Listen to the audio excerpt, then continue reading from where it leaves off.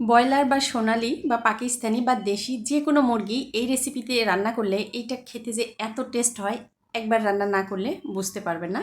Hello everyone, আসসালামু আলাইকুম। আশা করি সবাই ভালো আছেন, সুস্থ আছেন। আমি একটা প্যানে দিয়ে দিলাম 1 চা চামচের মতো ঘি। ঘিটা যখন গলে আসবে তখন এখানে দিয়ে দিব দেশি রসুন। আমি 3টার মতো রসুন এখানে নিয়েছি, এগুলো ছিলে এগুলো এখন আমি ঘিয়ে ভেজে নিব। এই রসুনটা ঘিয়ে না ভাজলেও হয়, কিন্তু এটা ঘিয়ে ভেজে নেওয়ার জন্য এই সময় ঘিয়ের সুন্দর একটা ফ্লেভার আর রসুনের ফ্লেভার পুরো বাসায় একদম সুঘ্রাণ ছড়িয়ে যায়। আর এই রসুনটা তরকারিতে দিলে তরকারিটার টেস্টটাও একদম আলাদা লাগে, ঘিয়ের সুন্দর একটা ফ্লেভার আসে। দিয়ে দিব ওই পাত্রেই পরিমাণ মতো তেল, আর এখানে দিয়ে দিব মুরগি। একটা মুরগি নিয়েছি আমি এখানে। মুরগিটা কেটে ধুয়ে পরিষ্কার করে নিয়ে লবণ আর লেবুর রস দিয়ে আমি ভিজিয়ে রেখেছিলাম প্রায় আধা ঘন্টা। তারপরে খুব ভালো করে ধুয়ে পরিষ্কার করে নিয়ে এইটা শুধু লবণ দিয়ে আমি তেলে ভেজে নিব। এরকম করে ভেজে মুরগির মাংস রান্না করলে যে এত টেস্ট হয়, যে কেউ এই রান্না খেয়ে আপনার প্রশংসা করতে বাধ্য। এইভাবে একবার রান্না করে দেখতে পারেন। মাংসগুলো আমি ভেজে নিয়ে এখন উঠিয়ে রাখবো। আর এই মাংসে ঘিয়ের সুন্দর একটা কিন্তু ফ্লেভারও আসছে রান্না করার সময়, কারণ কড়াইয়ে আমি ঘি দিয়েছিলাম, কিছুটা ঘি এখানে ছিল। ওই তেলেই দিয়ে দিব কিছু আস্ত মশলা, সাদা এলাচ, কালো এলাচ, দারচিনি, তেজপাতা, কালো গোলমরিচ, কাবাব চিনি। দিয়ে দিব কিছুটা পেঁয়াজ কুচি আর আস্ত জিরা। সব কিছু এখন তেলের সঙ্গে ভেজে নিব। পেঁয়াজটা ততক্ষণ পর্যন্ত ভেজে নিব যতক্ষণ পর্যন্ত পেঁয়াজটা লাইট গোল্ডেন কালার না হয়ে আসে। আর এখানে দিয়ে দিব এখন আদা রসুন বাটা, দিয়ে দিব চীনাবাদাম বাটা। এখানে চাইলে আপনি কাজু বাদাম বা কাঠবাদাম যে কোনো বাদাম নিতে পারেন। আর এখানে দিয়ে দিব পেঁয়াজ বাটা। পেঁয়াজ আমি তেলের সঙ্গে ভেজে নিয়েছি। এই পেঁয়াজের সঙ্গে দিয়েছি কয়েকটা কালো গোলমরিচ, সাদা গোলমরিচ, আস্ত জিরা, আস্ত ধনিয়া আর মৌরি দিয়ে এগুলো ভেজে নিয়ে শিলপাটায় ভালো করে বেটে নিয়েছি। এই ভাজা মশলাটার কিন্তু খুব সুন্দর একটা সুঘ্রাণ বের হয়েছে। যখন রান্না করবেন তখন বুঝতে পারবেন। আর এখানে দিয়ে দিলাম পরিমাণ মতো গুঁড়ামরিচ আর হলুদের গুঁড়া, যে যেমন ঝাল পছন্দ করেন। এখন এই মশলাটা খুব ভালো করে কষিয়ে নিব।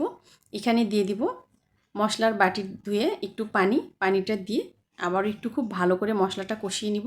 মশলাটা যত ভালো করে কষাবো এই মাংসটা খেতে কিন্তু তত ভালো লাগবে, যেহেতু মাংসটা আমি আগেই ভেজে নিয়েছি।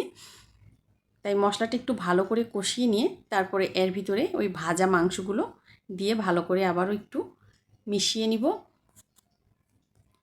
এখানে কিন্তু আমি এটা সোনালি মুরগি নিয়েছি, তবে আপনি এই রেসিপিতে ব্রয়লার মুরগিও রান্না করে নিতে পারেন। ব্রয়লার মুরগি এই রেসিপিতে রান্না করলে দেখবেন যে ওইটার টেস্ট একদম দ্বিগুণ বেড়ে যাবে। যে কেউ খেয়ে কিন্তু বুঝতে পারবে না যে আপনি এটা ব্রয়লার মুরগি রান্না করেছেন। এই মুরগিটা একটু সময় নিয়ে আবারও একটু কষিয়ে নিব। মশলার উপরে যখন খুব ভালো করে একদম তেল উঠে আসবে তখন বুঝে নেবেন যে হ্যাঁ, মশলাটা কিন্তু এখন কষানো হয়েছে।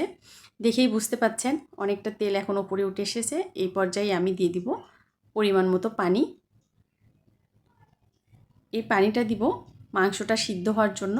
এই পানিটা দিয়ে আমি ভালো করে ঢাকনা দিয়ে ঢেকে কিছুক্ষণ আমি রান্না করে নিব। আমার আজকের রেসিপিটা যদি আপনাদের একটুও ভালো লাগে প্লিজ লাইক কমেন্ট শেয়ার করবেন।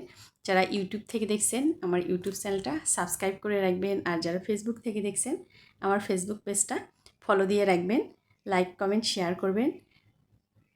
যারা পুরাতন বন্ধুরা আছেন এখনও আমার ভিডিওতে লাইক দেন নাই, তাদের কাছে অনুরোধ রইল ভিডিওতে একটা লাইক দিয়ে দিবেন। আমি কিন্তু এখানে মুরগির কলিজা পরে দিয়ে দিলাম। কলিজাটা আলাদা করে সিদ্ধ করে নিয়ে তারপরে এখানে দিয়ে দিলাম, শুধু লবণ দিয়ে সিদ্ধ করে নিয়েছিলাম। কলিজা সিদ্ধ করার সময় দেখবেন কলিজা থেকে কিন্তু অনেক ময়লা বের হয়ে আসে, তাই অবশ্যই কলিজাটা আলাদা করে সিদ্ধ করে নেবেন, তারপরে এই তরকারির ভিতর দেবেন। আর কলিজার ভিতর যে ময়লা থাকে ওইটার জন্য কিন্তু তরকারির কালারটাও অনেকটা চেঞ্জ হয়ে আসে, তাই অবশ্যই কলিজাটা আগে সিদ্ধ করে নেবেন। আর যে রসুনগুলো আমি ভেজে উঠিয়ে রেখেছিলাম ওই রসুনগুলো মাংসের ভিতরে আমি এখানে দিয়ে দিলাম। এখন পরিমাণ মতো এখানে ঝোল দিয়ে দিব। মাংসটা কিন্তু অনেকটাই সিদ্ধ হয়ে এসেছে। এই পর্যায়ে যতটুকু পরিমাণ ঝোল রাখবো ওই পরিমাণে পানি এখানে আমি দিয়ে দিব। দিয়ে ঢাকনা দিয়ে ঢেকে মিডিয়াম আছে এটা রান্না করে নিব, মাংসটা একদম পুরোপুরি সিদ্ধ হয়ে আসা পর্যন্ত। এখন উপর থেকে দিয়ে দিব কয়েকটা কাঁচামরিচ। কাঁচামরিচের মাথাটা আমি একটু ফেটে দিয়েছি, তাহলে সুন্দর একটা সুঘ্রাণ বের হবে কাঁচামরিচ থেকে, আবার ঝালটাও বের হয়ে আসবে। আর দিয়ে দিলাম গরম মশলা গুঁড়া।